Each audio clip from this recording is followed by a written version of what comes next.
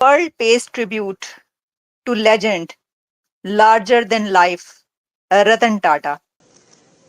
The body will now be taken, we are told, to the Agyari.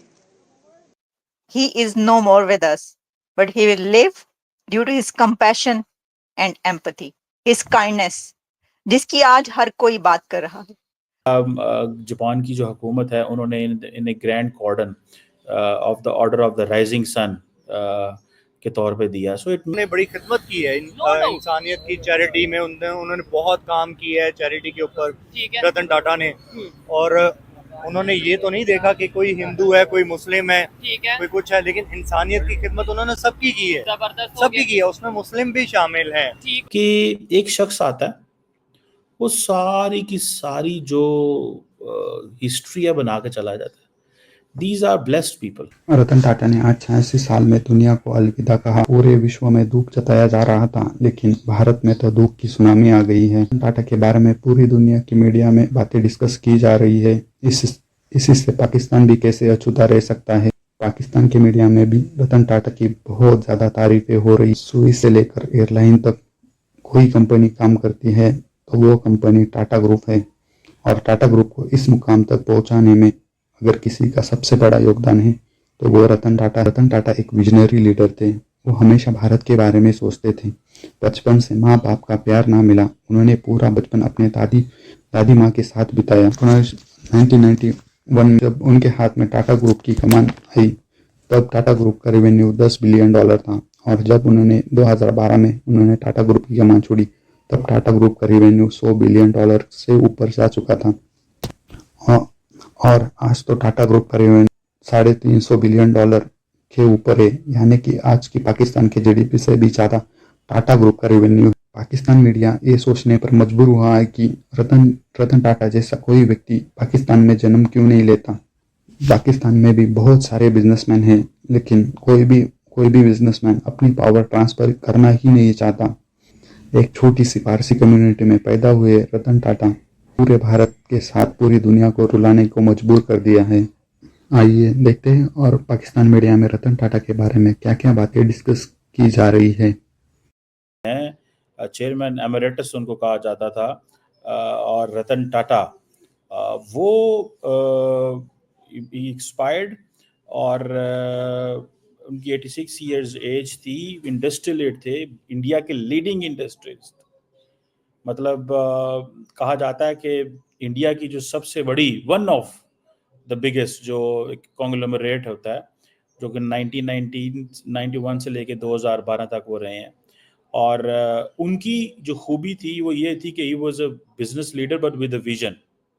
और पूरी दुनिया में जो है उनके बारे में मैसेजेस आ रहे हैं. और उनकी जो फैमिली है दे आर ज़ोरेस्ट्रियंस.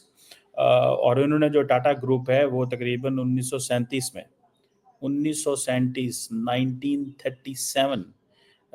में जो है वो आया बना. और मैं तो जिस चीज़ को अभी 2024 है तकरीबन 100 साल होने को हैं, लेकिन इंटरेस्टिंग चीज़ ये है जो जिस पर मैं बात करना चाहता हूँ that he left a legacy.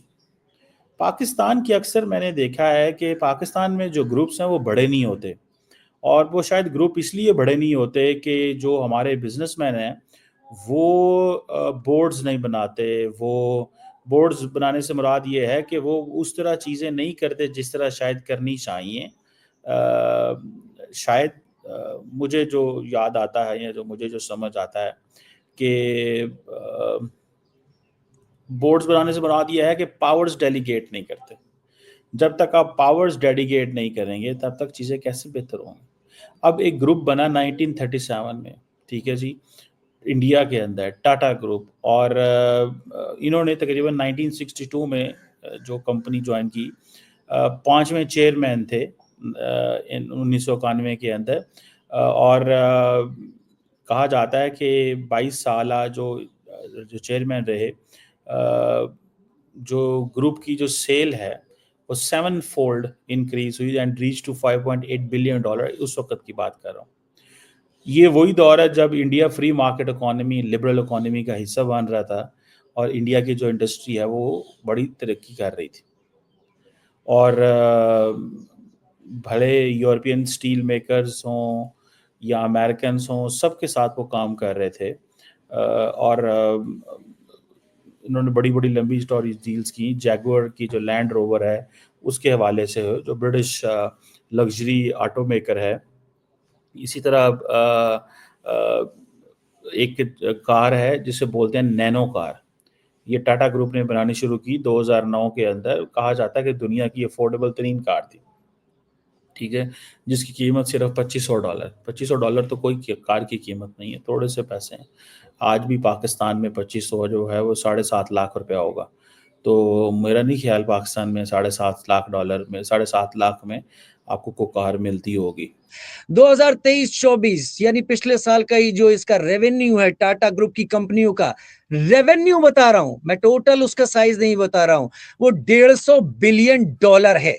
Pakistan IMF से कितना मांग रहा है आरजू, आपको पता होगा। और मुझे इस पे हंसी नहीं आती